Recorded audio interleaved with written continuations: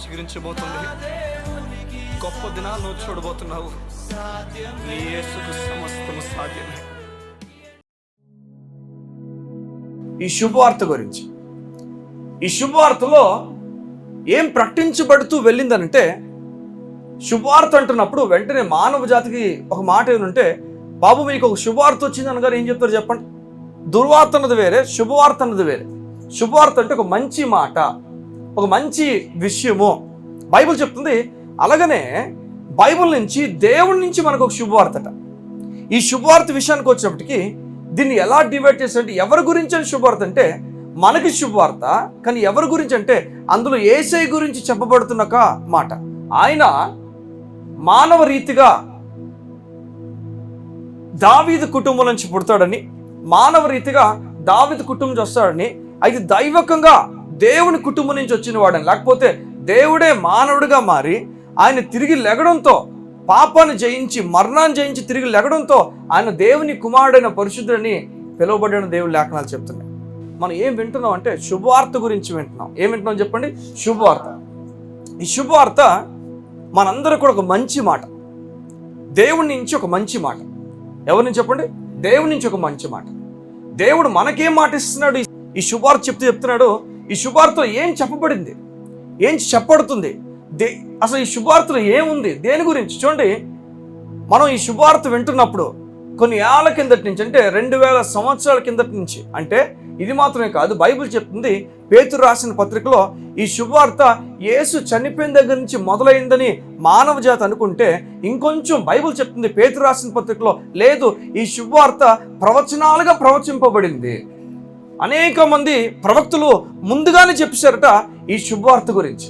వారు, ఆ ప్రవక్తలందరూ కూడా ఈ శుభవార్త వింటున్నప్పుడు, ఈ గొప్ప ఈ గ్లోరియస్, లేకపోతే ఈ మహిమలో వారు చూసినప్పుడు, ఈ గొప్పతనాలు చూసినప్పుడు, ఈ శుభవార్త ఏమేమైతే ఇవ్వబోతుందో అవన్నీ చూసినప్పుడు వారట దేవుని అడిగారు.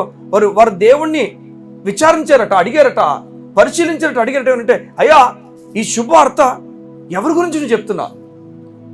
ఏ ప్రజల గురించి చెప్తున్నావు? ఏ దేశం గురించి చెప్తున్నావు? ఇవన్నీ అడిగినప్పుడు దేవుడు చెప్పాడు, మీ గురించి కాదు, మీరు రాబోతున్న తరాల గురించి ముందుగా రాస్తున్నారని చెప్పి దేవుడు వారందరూ చెప్పడం ప్రారంభిస్తాడు. చూడండి, దేవుడు ముందుగానే ప్రవక్తల నోట పలికించాడట.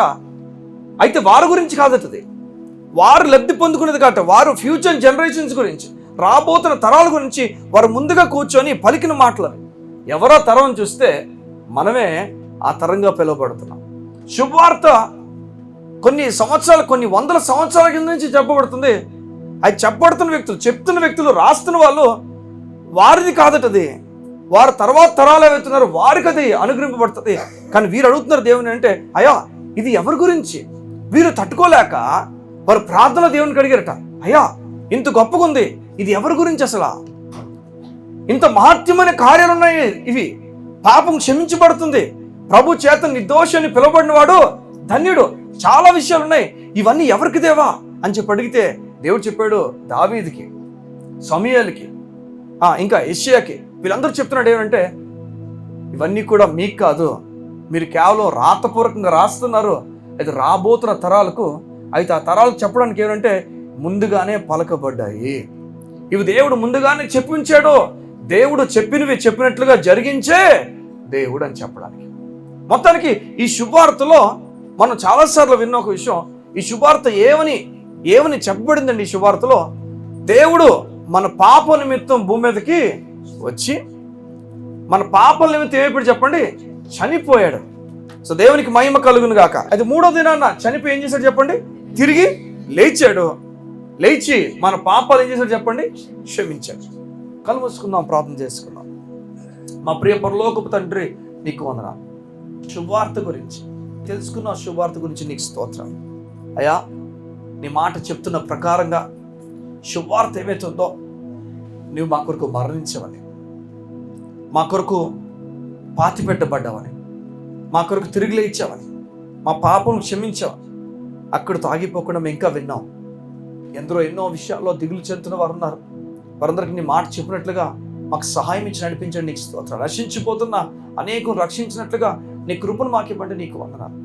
నీ బలమైన కార్యాలు మా మధ్యలో ప్రకటించుచున్నామయ్యా, నీకు స్తోత్రం.